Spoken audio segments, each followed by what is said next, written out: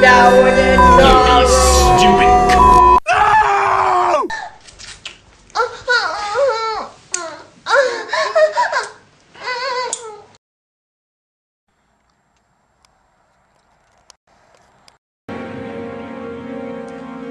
Why I have to die? Go. Why? Hey, what's up everyone, and welcome to another review for the month of Gorror. I am so sorry that I haven't been doing a lot of them this month, but I will be picking it up as the month is closing. Yeah, I mean, we're already in the third week of October, and Halloween's almost here. It's like a week and a half away, so I will be doing more reviews as the Halloween holiday approaches. So, let us review this movie, which I actually wanted to review this and its sequel last year, but I ran out of time. This, of course, is the classic movie Hellraiser. I'm sorry, Clive Barker's Hellraiser. This movie is a movie I watched so many times when I was a kid. I love this film because it was a horror film that I never quite saw before. I didn't see like stuff like Reanimator and all these really disgusting violent horror films.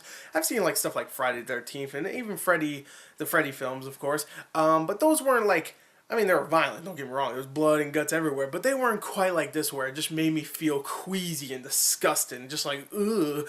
This movie was the first one that did that for me, really. Reanimator and stuff like, even Evil Dead and stuff like that. Like, those movies definitely made me feel the same way, but this is the first one that really did, and I saw it so many times when I was a kid. I love the main villain, Pinhead, or in this movie he's called Lead Cenobite.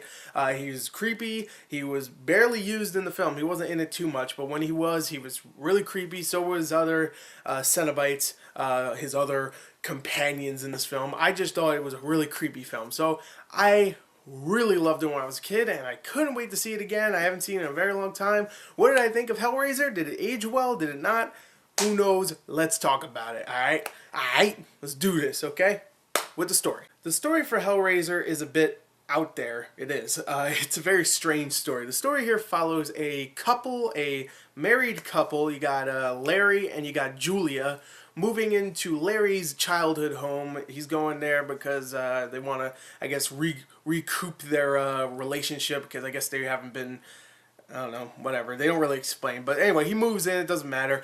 He moves into his childhood house, and he notices that there's a lot of stuff wrong with the house. There's a lot of rats, there's a lot of maggots. It looks like someone has been living in it, and he's just like, oh, well, it has to be my stepbrother, or I'm sorry, my brother Frank, who likes to, he's a vagrant. He just like moves around and stuff, and of course he knows where my childhood house is, so yeah, it's probably just my buddy Frank. And it is his brother Frank.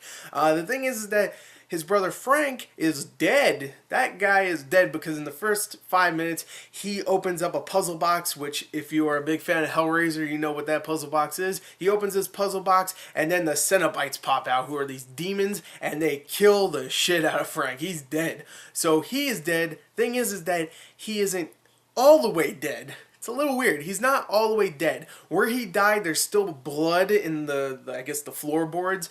And Larry accidentally cuts his finger, and blood hits the blood of Frank's blood, and he starts to reform. He starts to construct himself back together, which I have to say was a really awesome effect. I don't even remember that effect when I was a kid. I probably closed my eyes a lot. But that was an amazing effect. But anyway, he starts to reform himself, like his spine goes back into his like brain and whatnot, and whatever. He gets to, all the veins are going back into his body and stuff. So he's reforming. The thing is that he doesn't reform all the way. He's just like, he's like almost there. Like he doesn't really have any skin. He doesn't have some of his muscles and whatnot. So he needs blood. Thing is that Julia, the one that's married to Larry, was actually having an affair with Frank before Frank died. So Julia finds Frank half a person, and of course she decides, you know what, I'll help you because I love you. I love you, Frank, even if you look like something from a David Cronenberg film, that's fine. I will help you.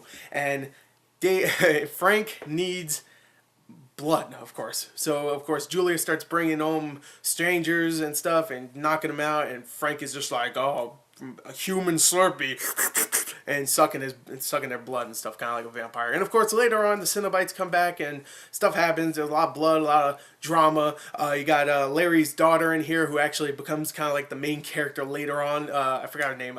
Christy, played by Ashley Lawrence, who becomes the main character in the second film. Hope that's not a spoiler. It's not, because I'm going to review that film as well. So anyway, that's the story of Hellraiser. A little bit out there, but I have to say it was a very entertaining movie. It's very short. It's only around 85 minutes if you don't count the credits. It was a very entertaining film. I will admit it's not as good as when I first saw it. It's not as disgusting as I first saw it, because I was like, oh man, I can't wait to see all these disgusting practical effects. And don't get me wrong, the reforming of the body was really, really cool. It was actually really well done, and it's like 30 years old and it still looks great. But it isn't, the entire film isn't as disgusting as I remember it. But still, it is a very entertaining film. I wouldn't say the acting or anything like that is really phenomenal here. I mean, the actors do a damn good job for the most part. But really what you want to see here is the violence and the gore and the disgusting stuff. And you do get that, don't get me wrong. I'm not saying that you don't get any of that. You get plenty of that. Whenever Frank's walking around, he has no skin and stuff. You can see like really small details, like veins in his forehead and stuff when he starts to form back into his normal self. You also see like the sucked dry bodies of Frank's victims as he sucks the blood, and that's a really cool effect. There's a lot of great practical effects. There's a lot of really good, very tense scenes, especially towards the end. The only reason why I didn't think they were really tense is because I knew how it ended. Even though I haven't seen it in a very long time, I do remember how it ends, and it has a very good ending, even though there's one really strange part at the end where there's a special effect. The special effect isn't that great. But for the most part, it's a very violent film, very bloody, a lot of fun. It really is. It's disgusting, it's demented. I really enjoyed it, and it has a great performance, very small performance, but a great performance by Doug Bradley, who plays Pinhead, or the lead Cenobite. And all the other Cenobites are really creepy too. There's some iffy moments, like I said. Some of the dialogue is very cheesy, very not great. And not all the performances are great. I think the guy who played Frank was a little too... He was a little too like, hey, sugar, remember me, I'm daddy. Like, he talks like that, and that's a little, I don't know, it's a little cheesy is what I'm trying to say. But, yeah, there's not great performances, but for the most part, it's a fun film. I really enjoyed it. Hellraiser might not be like the best horror film out there, but it is a great movie to watch during the Halloween season. I love it. I loved it. I thought it was great. I'm going to give it a 35 out of a 40. There you go. There's my review for Hellraiser. Kind of quick, but hey, get it out there. So Hellraiser is a great film, still a classic in my book. I loved it. So there you go. Thank you and goodbye.